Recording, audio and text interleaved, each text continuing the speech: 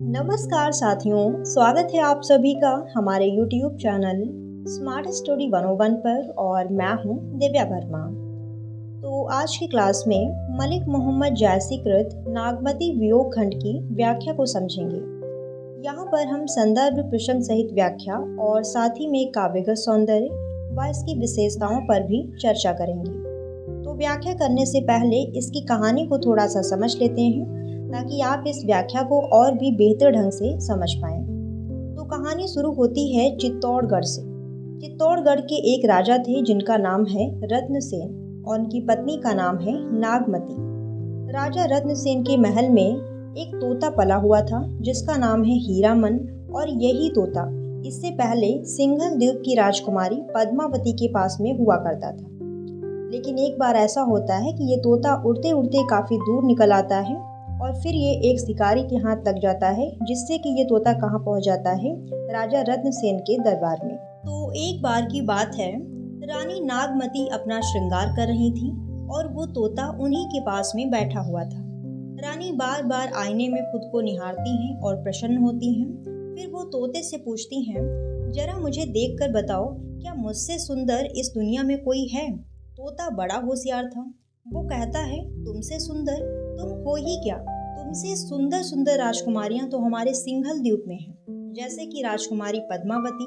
और फिर वो तोता पद्मावती के रूप सौंदर्य का गुणगान करने लगता है। यह सुनकर रानी को बहुत गुस्सा आता है और उस तोते को मार देने का हुक्म देती है।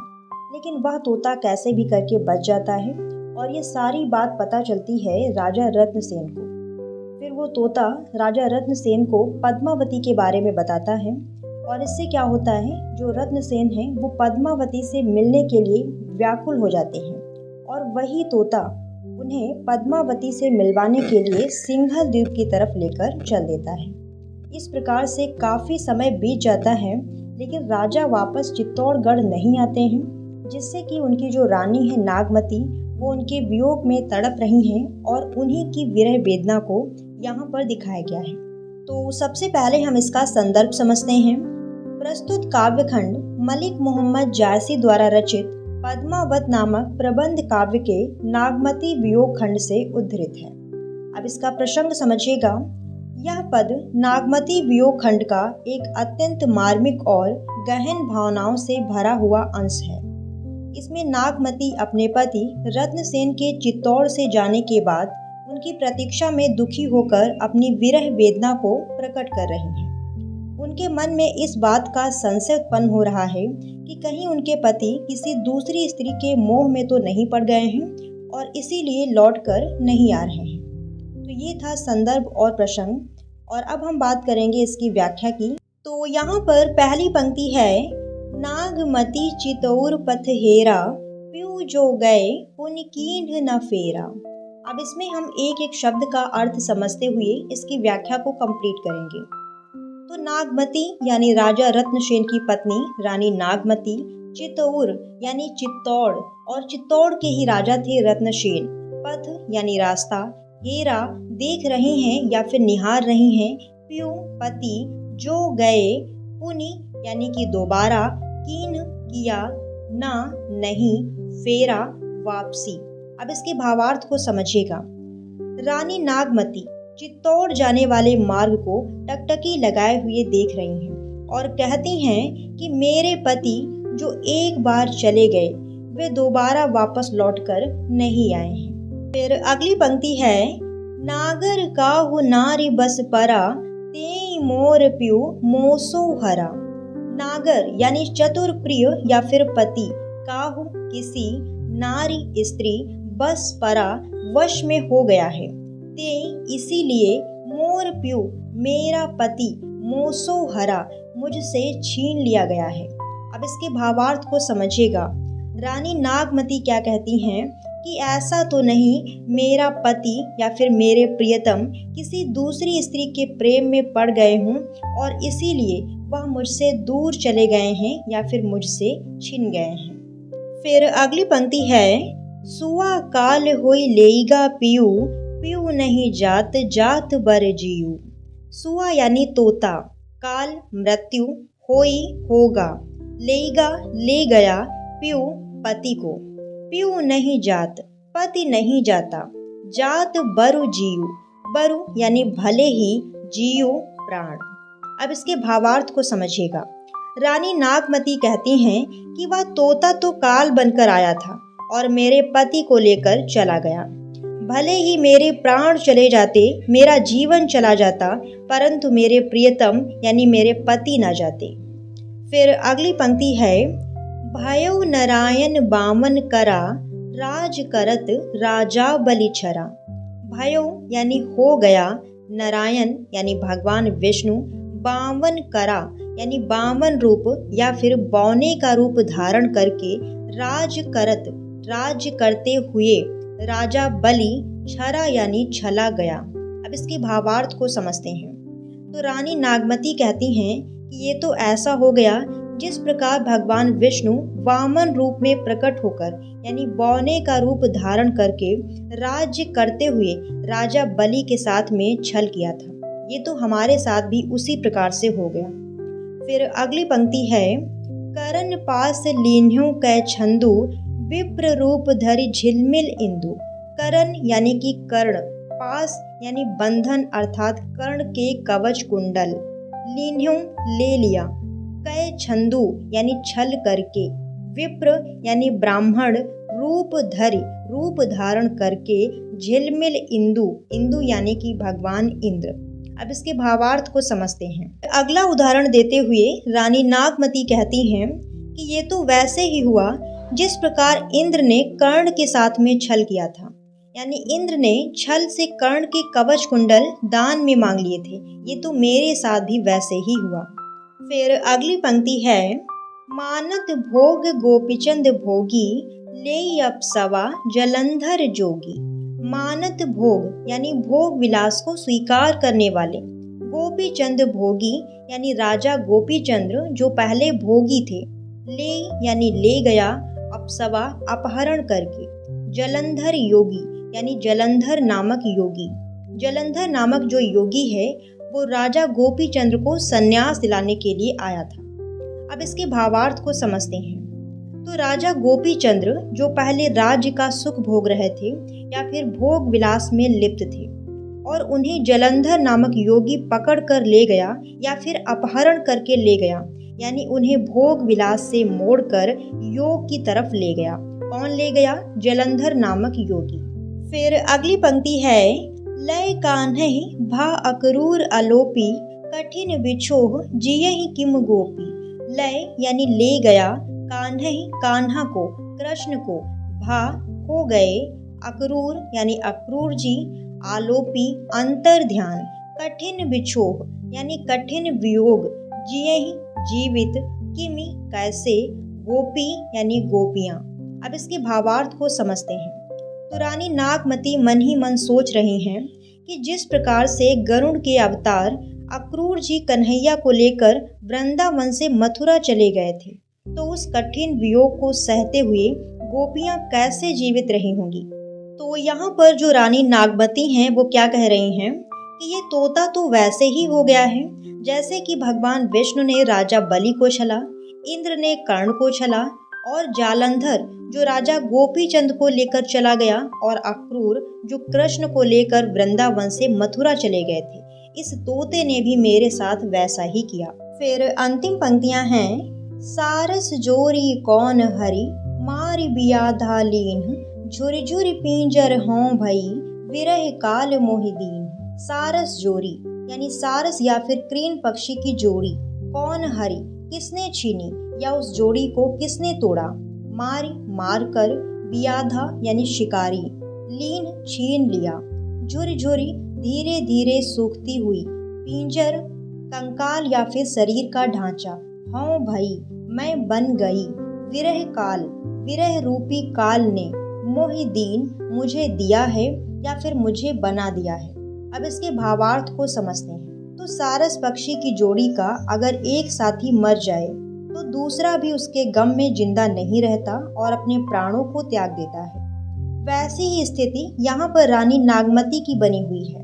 वो कहती हैं कि मैं विरह के कारण धीरे धीरे सूख कर कंकाल बन गई हूँ और यह वियोग मेरे लिए काल या फिर मृत्यु बन गया है। तो यहाँ पर हमने सभी पंक्तियों के भावार्थ को बहुत अच्छे तरीके से कंप्लीट कर लिया है। अब हम इस पूरी व्याख्या को एक कहानी के तरीके से फिर से समझ लेते हैं, ताकि आपको हमेशा के लिए ये व्याख्या एकदम रट जाए और दोबारा आपको कभी भी पढ़ना ना पड़े। तो चलिए फिर समझते हैं।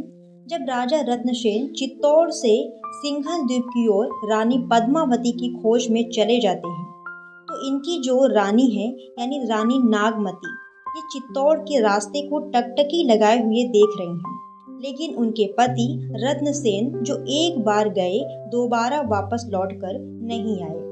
यहाँ पर आशा और निराशा का टकराव दिखाया गया है। जहाँ एक ओर वे लौटने की उम्मीद रखती हैं, वहीं दूसरी ओर उन्हें यह अनुभव हो रहा है कि वे शायद अब नहीं लौटेंगे।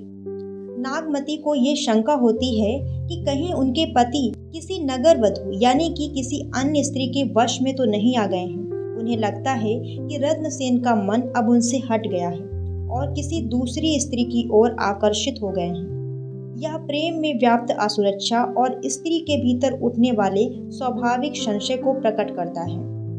रानी नागमती को ऐसा लगता है कि वह तोता काल बनकर आया था और मेरे पति को मुझसे छीन ले गया। आगे कहती हैं कि भले ही मेरे प्राण चले जाते, मेरा जीवन समाप्त हो जाता, पर मेरे पति मेरे प्रियतम मुझे छोड़कर ना जाते। यहाँ पर जीवन और मृत्यु के बीच का गहरा संघर्ष दिखाया गया है। यहाँ भगवान विष्णु के वामन अवतार का संदर्भ देते हुए कहा गया है कि जिन्होंने राजा बलि से 3 पग भूमि मांगी और पूरे लोक को नाप लिया, इस प्रकार भगवान विष्णु द्वारा राजा बलि चला गया। उसी प्रकार इंद्र द्वारा कर्ण से कवच कुंडल भिक्षा में मांगकर उसे चला गया और राजा गोपीचंद जो जलंधर के द्वारा चला गया। इसी प्रकार से बालक कृष्ण को अक्रूर मथुरा ले गए और गोपियों को अनाथ बना दिया। रानी नागमती यहाँ पर ऐसा अनुभव कर रही हैं कि वह भी सुआ के द्वारा यानी तोते के द्वारा छली गई हैं। यहाँ गोपीचंद और जलंधर जैसे प्रसिद्ध योगियों का उल्लेख है, जिन्होंने राजसी वैभव छोड़कर संन्यास अपना लिया था। इस संदर्भ में रानी नागमती ये कहना चाहती हैं कि अगर उनके पति ने किसी और के कारण उन्हें छोड़ दिया है, तो क्या वो भी किसी योगी की तरह संन्यास ले चुके हैं। यहाँ पर सारस पक्षी के जोड़े का उदाहरण भी दिया गया है। प्राचीन मान्यता के अनुसार यदि किसी सारस के जोड़े का एक साथी मर जाए तो दूसरा भी जीवित नहीं रहता और उसके वियोग में अपने प्राणों को त्याग देता है। नागमती अपने दुख की तुलना सारस जोड़े के बिछोह से कर रही हैं और कह रही हैं कि वह भी अपने प्रिय के बिना उनके वियोग की अग्नि में जल रही हैं, जैसे कि उनके प्रेम को किसी ने तलवार से काट दिया। तो ये थी आपकी संपूर्ण व्याख्या। अब हम इसके काव्यगत सौंदर्य को समझते हैं। तो भाषा यहाँ पर अवधि है, रस वियोग श्रृंगार है, छंद चौपाई और दोहा है। यदि हम अलंकारों की बात करते हैं तो आपने एक पंक्ति पढ़ी थी, झुर झुर पिंजर हों भई विरह के लागी अग्नि। इस पंक्ति में नागमती के शरीर को विरह रूपी अग्नि में जलते हुए दिखाया गया है, अतः यहाँ पर उपमा अलंकार है। फिर एक और पंक्ति आपने पढ़ी थी, सुआ काल होई लयगा पियू। अब यहाँ पर समझिएगा, यहाँ ये नहीं कहा गया है कि सुआ काल जैसा हो गया है, बल्कि सीधे कहा गया है कि सुआ ही काल है, अतः यहाँ पर रूपक अलंकार है। तो पहला खंड यहाँ पर समाप्त होता है और अब हम बात करते हैं दूसरे खंड की। यहाँ पर पहली पंक्ति है, पियू वियोग अस बाउर जीऊ, पपीहा नित बोले पियू पियू। पियू पति, वियोग विरह, अस ऐसा, बाउर बावला, जीव यानी जीवात्मा, पपीहा जो कि एक पक्षी है, नित हमेशा, बोले बोलता है, पियू पियू। अब इसके भावार्थ को समझते हैं। यह पद नागमती की पीड़ा को अत्यंत करुण और भावुक रूप में व्यक्त करता है। वह कहती हैं कि पति के वियोग में मेरा मन पागल सा हो गया है, मेरा मन बावला सा हो गया है।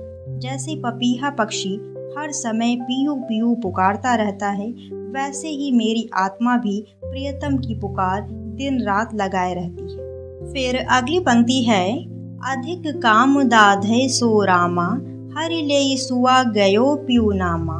अधिक अत्यधिक काम, काम वासना, दाधे जलाती है, सो रामा हे भगवान, हरि ले हरण कर ले गया, सुआ तोता गयो गया, प्यू नामा प्रियतम के नाम को। अब इसकी व्याख्या को समझते हैं। रानी नागमती कहती हैं कि हे राम, प्रिय की विरह के कारण मुझे अत्यधिक काम वासना जला रही है। तोते ने मेरे पति का तो हरण किया ही है, साथ ही उसके नाम को भी वो हर ले गया। यानी तोते ने मेरे पति का तो हरण किया ही है और साथ ही साथ उसका जो नाम है, ऐसा लग रहा है उसके नाम का भी वो हरण कर ले गया। फिर अगली पंक्ति है, विरह बान तस लाग न डोली, रखत पसीज भींज गई चोली। विरह अर्थात वियोग, बाण बाण, तस ऐसा, लाग लगा, न डोली मैं हिल भी ना सकी, रकत रक्त या फिर खून, पसीज पसीज गया या फिर तरल हो गया, भींज गई भीग गई, चोली जो कि एक अंगीय वस्त्र है। अब इसकी व्याख्या को समझते हैं। तो रानी नागमती कहती हैं कि विरह रूपी बाण मुझे इस तरह से लगाकर कि मेरा तन मन स्थिर हो गया, मैं हिल भी ना सकी और मेरे शरीर से रक्त निकल पड़ा, जिससे मेरी चोली भीग गई। फिर अगली पंक्ति है, सूखा हिया हार भा भारी, हरे हरे प्राण तजहि सब नारी। सूखा अर्थात सूख गया, हिया हृदय या फिर वक्षस्थल, हार जो कि गले का एक आभूषण है, भा भारी भारी हो गया है, हरे हरे धीरे धीरे, प्राण प्राण, तजहि त्याग देती हैं, सब नारी सभी स्त्रियां। अब इसकी व्याख्या को समझते हैं। तो रानी नागमती क्या कहती हैं कि मेरा हृदय अब सूख गया है, अब मुझे गहने भी भारी मालूम पड़ने लगे हैं और इस प्रकार सभी स्त्रियां धीरे धीरे प्राण छोड़ देती हैं। अब प्रियतम के वियोग में मेरे भी प्राण निकले जा रहे हैं। फिर अगली पंक्ति है, खन एक आओ पेट मह सांसा, खन ही जाय जीव होई निराशा। खन एक यानी एक क्षण में, आओ आती है, पेट मह यानी पेट में, सांसा अर्थात श्वास, खन ही अगले ही क्षण में, जाय जाती है, जीव यानी प्राण, होई निराशा अर्थात निराशा होती है। अब इसकी व्याख्या को समझते हैं। तो रानी नागमती क्या कहती हैं, मुझे ऐसा लगता है कि एक क्षण में सांस आती है या फिर प्राण आते हैं और दूसरे ही क्षण में प्राण निकलने लगते हैं। अब मेरी सारी आशाएं, मेरी सारी आकांक्षाएं समाप्त होने लगी हैं। फिर अगली पंक्ति है, पवन डोला वहीं सींचहि चोला, प्रहर एक समुझहि मुख बोला।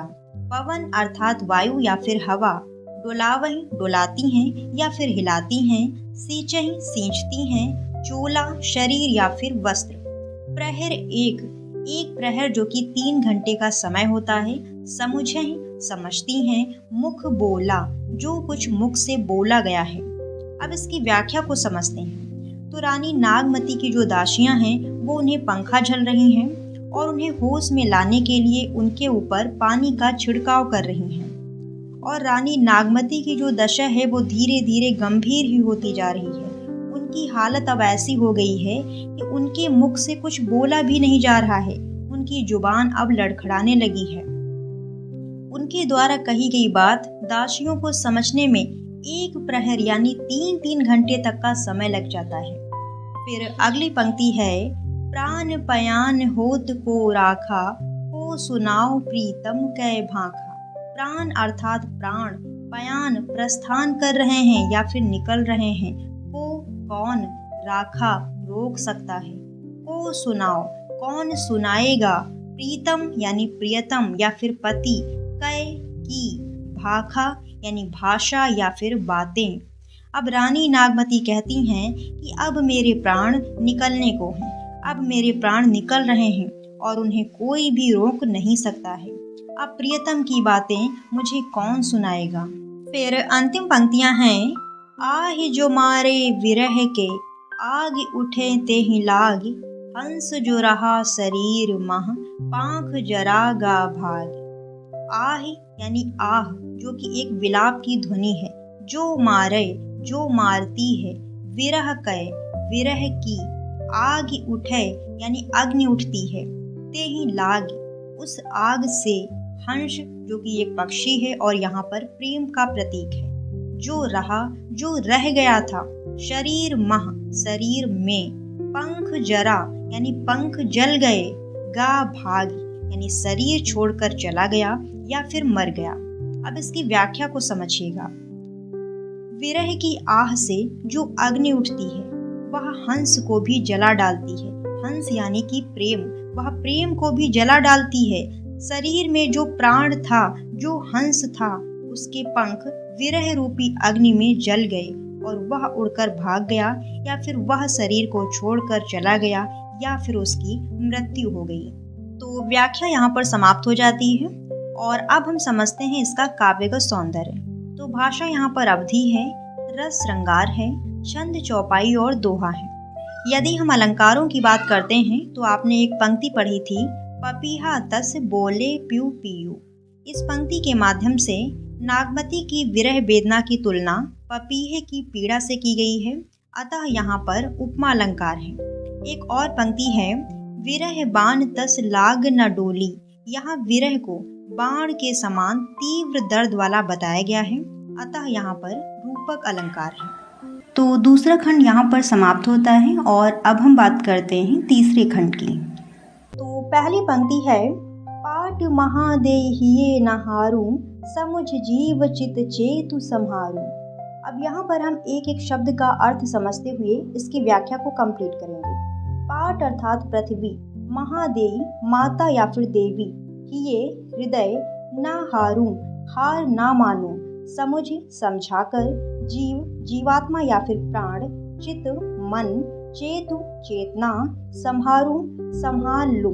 अब जो रानी नागमती हैं वो स्वयं को ढांढस बंधा रही हैं कि अभी टूटने का समय नहीं है और धरती माँ को संबोधित करते हुए कहती हैं कि हे धरती माँ, मैं मन से हार ना मानूं, अपने मन को या फिर अपने जी को समझा बुझा लूं और अपनी चेतना को भी संभाल लूं, क्योंकि ये जो समय है ये हार मानने वाला नहीं है, मुझे अपने जी को समझाना ही पड़ेगा।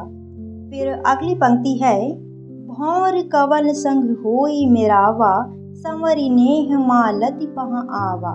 भौर अर्थात भौरा, कमल कमल का पुष्प, संग के साथ, कोई होता है, मेरावा मिलन, संवरी संवार कर, नेह स्नेह, मालती मालती एक पुष्प की प्रजाति है, पहाँ के पास, आवा आता है।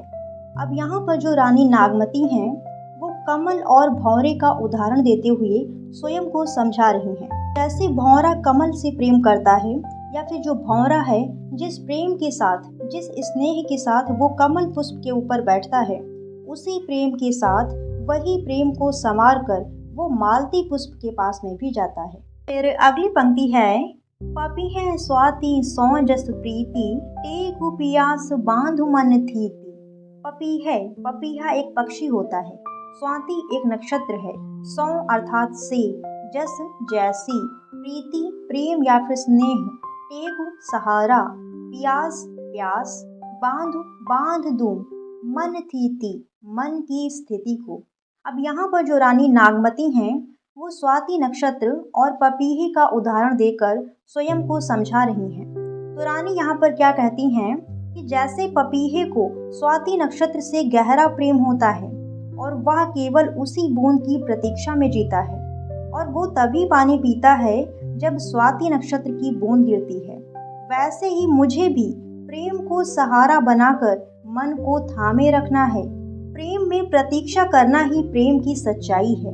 फिर अगली पंक्ति है, धरती जैसे गगन सो नेहा, पलटियाओ वर्षा ऋतु मेहा।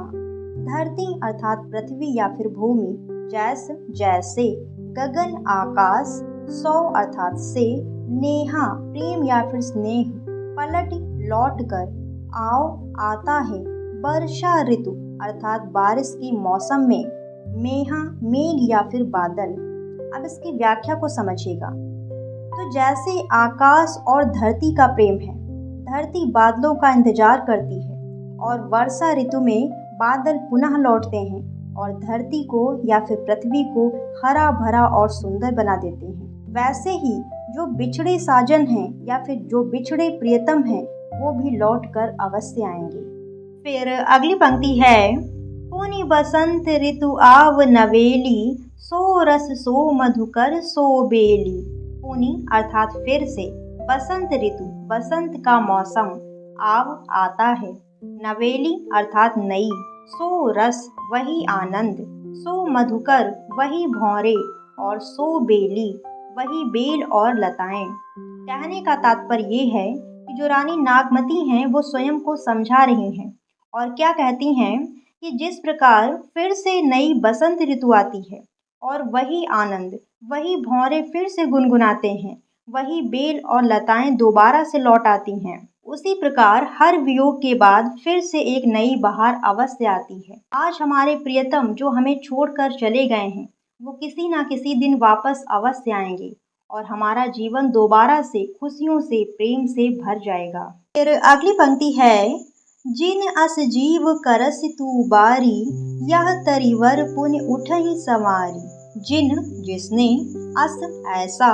जीव जीवन, करस किया है, तू अर्थात तुम, बारी बर्बाद या फिर व्यर्थ, यह तरिवर यह वृक्ष, पुनि दोबारा से, उठहि उठेगा, संवारी संवरेगा। तो कहने का तात्पर्य ये है कि रानी नागमती स्वयं को समझाते हुए कहती हैं कि जिसने ऐसा जीवन बर्बाद कर लिया उसका यह सूखा प्रेम वृक्ष फिर से हरा भरा हो उठेगा, अर्थात आशा कभी मत छोड़ो, प्रेम फिर से पनपेगा। फिर अगली पंक्ति है, दिन 10 बिनु जल सूखी विधंसा, पुनि सोई सरवर सोई हंसा। दिन 10 अर्थात 10 दिन में, बिनु जल बिना जल के, सूखी सूख, विधंसा विनाश, पुनि दोबारा से, सोई सरोवर अर्थात वही तालाब या फिर वही सरोवर, सोई हंसा वही हंस पक्षी। अब इसकी व्याख्या को समझिएगा। तो 10 दिन बिना जल के सरोवर सूख जाते हैं या फिर नष्ट हो जाते हैं, लेकिन पुनः बारिश होती है और वही तालाब फिर से भर जाते हैं और वही हंस पक्षी फिर से विहार करने लगते हैं। तो यहाँ पर प्रेम के लौट आने की संभावना को दिखाया गया है।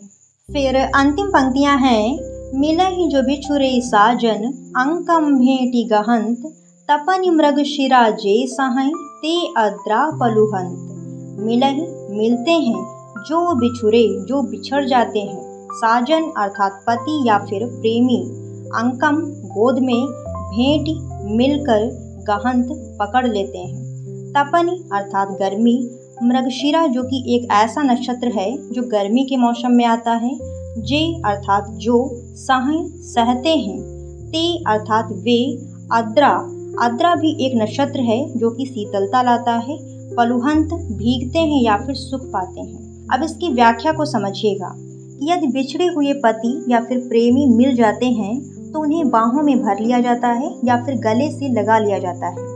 आगे कवि कहते हैं कि जो मृगशिरा की गर्मी सहते हैं यानी कष्ट सहन करते हैं, उन्हें अद्रा की वर्षा अर्थात सुख अवश्य प्राप्त होता है। तो कहने का तात्पर्य ये है कि विरह सहने वालों को अंततः मिलन का सुख अवश्य मिलता है।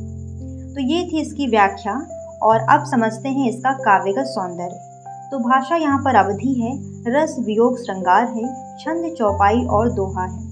यदि हम अलंकारों की बात करें तो आपने एक पंक्ति पढ़ी थी, जिन अस जीव करस तू बारी।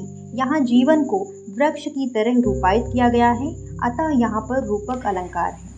तो तीसरा खंड यहाँ पर समाप्त होता है और अब हम बात करते हैं चौथे खंड की।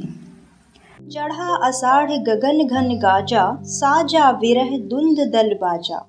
अब इस पंक्ति में जो भी शब्द दिए हुए हैं, एक एक शब्द का अर्थ समझते हुए इसकी व्याख्या को समझेंगे। चढ़ा अषाढ़ अर्थात आषाढ़ महीना आरंभ हो गया है, गगन आकाश, घन बादल, गाजा गरज रहे हैं, साजा सजे हुए, विरह अर्थात विरह, दुंद यानी युद्ध, दल सेना, बाजा यानी बज रहा है या फिर गूंज रहा है। अब इसकी व्याख्या को समझते हैं। तो रानी नागमती कहती हैं कि हे मेरे प्रिय, हे प्रियतम, अब तो आषाढ़ का महीना यानी बारिश का मौसम भी शुरू हो गया है। आकाश में बादल ऐसे गूंज रहे हैं जैसे कि रणभेरी बज रही हो। रणभेरी एक वाद्य यंत्र है जो कि युद्ध का संकेत देता है। फिर आगे कहती हैं कि विरह रूपी लड़ाकू दल या फिर विरह रूपी सैनिक भी अपने हथियारों को सजाकर आ पहुँचे हैं और उनकी विरह वेदना को, उनकी विरह की पीड़ा को और भी बढ़ाए जा रहे हैं। तो यहाँ पर रानी नागमती को ये पूरी स्थिति एक युद्ध जैसी मालूम पड़ रही है। फिर अगली पंक्ति है, धूम साम धीरे घन आए, सेत ध्वजा बग पांत दिखाए।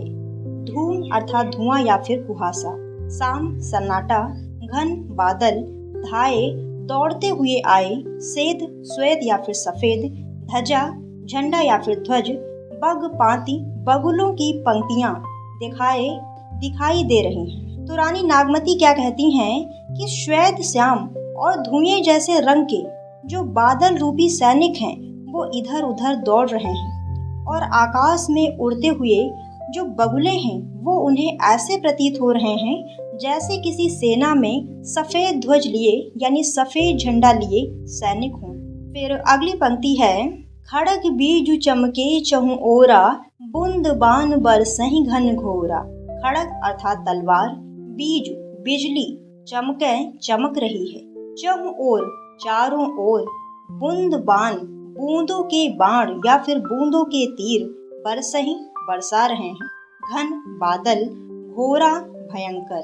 अब इसकी व्याख्या को समझिएगा। तो रानी नागमती को बादलों में चमकती हुई बिजली मानो युद्ध में लहराती हुई तलवार जैसी प्रतीत हो रही है और भयंकर बादल पानी की बूंदों को ऐसे बरसाए जा रहे हैं जैसे कोई सेना तीर चलाती हुई चली आ रही है। तो यहाँ पर वर्षा ऋतु का प्राकृतिक दृश्य रानी नागमती के लिए एक विरह युद्ध का मैदान सा बन जाता है। फिर अगली पंक्ति है, ओनई घटा आय चहु फेरी, तंत उबाऊ मदन हो घेरी। ओनई यानी काली या फिर श्याम, घटा बादल, आई आकर, चहु फेरी चारों ओर, कंत प्रियतम या फिर पति, उबाऊ उबारिए या फिर बचाइए, मदन कामदेव, हों मैं, घेरी घिरी हुई। तो बरसात के मौसम में काले बादलों का चारों ओर छा जाना नागमती के मन में विरह की आग को और भी भड़काया देता है। वह अपने प्रियतम को पुकारते हुए कहती हैं कि हे प्रिय, हे मेरे प्रियतम, कामदेव ने मुझे चारों ओर से प्रेम जाल बिछाकर घेर लिया है, मुझे आकर इससे बचा लीजिए, मैं प्रेम और वियोग की तीव्र वेदना से घिरी हुई हूँ। तो यहाँ पर बादलों का आना केवल प्राकृतिक दृश्य नहीं है बल्कि विरह की व्यथा को बढ़ाने वाला संकेत है। फिर अगली पंक्ति है, दादुर मोर कोकिला पीयू, गिरे बीज घट रहे न जीयू। दादुर अर्थात मेंढक, मोर यानी मोर पक्षी, कोकिला कोयल, पीयू पति या फिर प्रियतम, गिरे गिर रही हैं, बीज अर्थात बिजली, घट यानी मन या फिर शरीर, रहे ना नहीं रह पाता, जीव प्राण या फिर जीवन। अब इसकी व्याख्या को समझिएगा। तो वर्षा ऋतु में प्रकृति के जीव जंतु भी अपने साथियों को पुकारते हैं, जैसे कि मेंढक टर्रा के बुलाता है, मोर नाचते हुए अपने साथियों को पुकारता है और कोयल गाकर अपने साथी को बुलाती है। इन सभी वाणियों को सुनकर रानी नागमती को अपने पति की याद और ज्यादा सताने लगती है और वह कहती हैं कि बिजली की चमक और उसका गिरना मेरी वेदना को और भी बढ़ाए देता है। तुम्हारे बिन मेरे शरीर में प्राण नहीं रहते, मैं निष्प्राण हुए जाती हूँ। फिर अगली पंक्ति है, पुष्प नखत सिर ऊपर आवा, हों बिनु नाह मंदिर को छावा। पुष्प यानी फूल, नखत नक्षत्र या फिर तारे, सिर ऊपर सिर के ऊपर, आवा आए, हों बिनु मेरे बिना, नाह यानी पति, मंदिर यानी घर, को कौन, छावा छाया या फिर घर का सुखद वातावरण। तो रानी नागमती क्या कहती हैं कि आसमान में जो तारे हैं वो फूलों की तरह खिले हुए हैं, चारों ओर सुंदरता बिखरी हुई है, लेकिन पति के बिना घर रूपी मंदिर में भला मेरे लिए कौन सी ठंडक और कौन सी खुशहाली हो सकती है। यानी सब कुछ अच्छा होने पर भी पति के बिना उसका मन एकदम खाली है। फिर अगली पंक्ति है, अद्रा लाग लाग भुई लेई, मोहि बिनु पियु को आदर देई। अद्रा यानी अद्रा नक्षत्र, लाग लग गया है, लागी लग कर, भुई लेई धरती पर आ गई है, मोहि बिनु मेरे बिना, पियु यानी पति या फिर प्रियतम, को कौन, आदर देई यानी आदर देगा या फिर सम्मान देगा। तो रानी नागमती यहाँ पर क्या कहती हैं कि अब बारिश पूरी तरह से धरती पर छा गई है, लेकिन मेरे मन में बस एक यही सवाल है कि मेरे बिना मेरे पति देव को, मेरे प्रियतम को सच्चा प्यार कौन देगा या फिर सच्चा सम्मान कौन देगा। फिर लास्ट पंक्तियां हैं, जिन घर कंता ते सुखी, जिन गारो और गर्भ, कंत पियारा बाहिरे, हम सुख भूला सर्ब। जिन अर्थात जिनके, घर घर में, कंता अर्थात पति, ते अर्थात वे, सुखी यानी सुखी संपन्न, जिन जिनके, गारो श्रृंगार, और गर्भ यानी गर्भ, कंत पति, प्यारा प्रिय, बाहिरे बाहर, हम यानी हम सब, सुख भूला सुख भूल गए हैं, सर्ब यानी सब। अब इसकी व्याख्या को समझिएगा। तो रानी नागमती कहती हैं कि जिन औरतों के पति उनके साथ उनके घर पर हैं, वे ही सच्ची सुखी हैं या फिर ऐसी ही स्त्रियां सच्चा सुख अनुभव कर सकती हैं। उनका श्रृंगार, उनका गर्व हमेशा बना रहता है। लेकिन हम जैसी स्त्रियां जिनके पति हमसे दूर हैं, ऐसी स्त्रियां सारे सुखों को भूल चुकी हैं और बस अपने प्रियतम की याद में, अपने प्रियतम की विरह में ही जिए जा रही हैं। तो व्याख्या यहाँ पर समाप्त हो जाती है और अब हम समझते हैं इसका काव्यगत सौंदर्य। तो भाषा यहाँ पर अवधि है, रस वियोग श्रृंगार है, छंद चौपाई और दोहा है। यदि हम अलंकारों की बात करते हैं तो एक पंक्ति आपने पढ़ी थी, श्वेत ध्वजा बग पांति दिखाए। यहाँ पर बगुलों की पंक्ति को श्वेत झंडा लिए हुए सैनिक माना गया है। और एक और पंक्ति है यहाँ पर, खड़ग बीज चमके चहुँ ओरा, बूंद बान बरसहि घन घोरा। यहाँ पर बिजली को तलवार माना गया है और पानी की बूंदों को तीर कहा गया है, यानी दोनों पंक्तियों में रूपक अलंकार है। फिर अगली पंक्ति आपने पढ़ी थी, आद्रा लाग लाग भुइ लेई, मोहि बिन प्यू को आदर देई। तो यहाँ पर जो रानी नागमती हैं वो कहती हैं कि मेरे बिना मेरे पति को आदर कौन देगा, यानी यहाँ पर प्रश्न अलंकार है। तो दोस्तों यहाँ पर चौथा खंड समाप्त होता है और अब हम बात करते हैं पांचवें खंड की। पहली पंक्ति है, सावन बरस मेह अति पानी, भरन परी हो बिरह झुरानी। सावन यानी सावन का महीना, बरस बरस रहा है, मेघ बादल, अति बहुत, पानी जल, भरन परी भरी हुई है, हम अर्थात मैं, विरह वियोग से, झुरानी मुरझाई हुई। तो रानी नागमती कहती हैं कि सावन का महीना भी आ गया है, बहुत तेज बारिश हो रही है, चारों तरफ जल ही जल दिखाई दे रहा है, लेकिन फिर भी मैं अपने पति के वियोग में मुरझाई जा रही हूँ।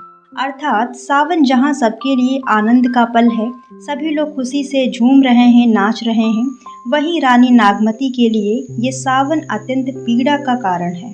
फिर अगली पंक्ति है, लाग पुनर्बसु प्यू ना देखा, भई बाउर कहाँ कंत सरेखा।